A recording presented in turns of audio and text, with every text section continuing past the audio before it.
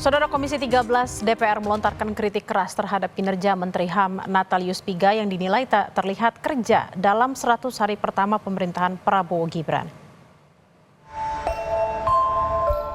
Komisi 13 DPR mengkritik Menteri Hak Asasi Manusia Natalius Pigai dalam 100 hari bertugas di pemerintahan Prabowo Gibran. Dalam rapat kerja dengan Komisi 13 5 Februari, anggota Komisi 13 DPR fraksi PDI Perjuangan, Siti Aisyah, menyoroti Menteri Pigai dinilai tak terlihat bekerja dan tak turun saat ada dugaan kasus pelanggaran HAM di sejumlah peristiwa.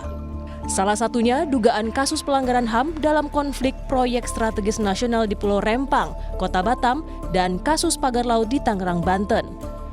Anggota Komisi 13 dari fraksi Demokrat dan PKB pun menyuarakan hal yang sama. Mereka pun sepakat meminta menteri secara aktif turun ke lapangan seperti saat bertugas di Komnas HAM dahulu. Kami nggak nampak sedikit pun apa yang sebenarnya Bapak kerjakan selama jadi menteri HAM ini. Menanggapi kritikan anggota Dewan, Menteri HAM Natalius Pigai justru menyebut Kementerian HAM telah bekerja siang dan malam demi menyelesaikan berbagai tugas kementerian.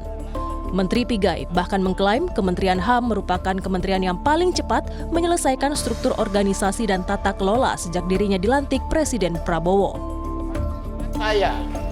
Ini adalah sebuah prestasi yang diraih oleh para staf kami di Kementerian Hak Asasi Manusia, Sekretaris Jenderal, Inspektur Jenderal, Direktur Jenderal, para direktur dan semua staf bekerja siang dan malam, dan kami sendiri pun seringkali tidur di kantor.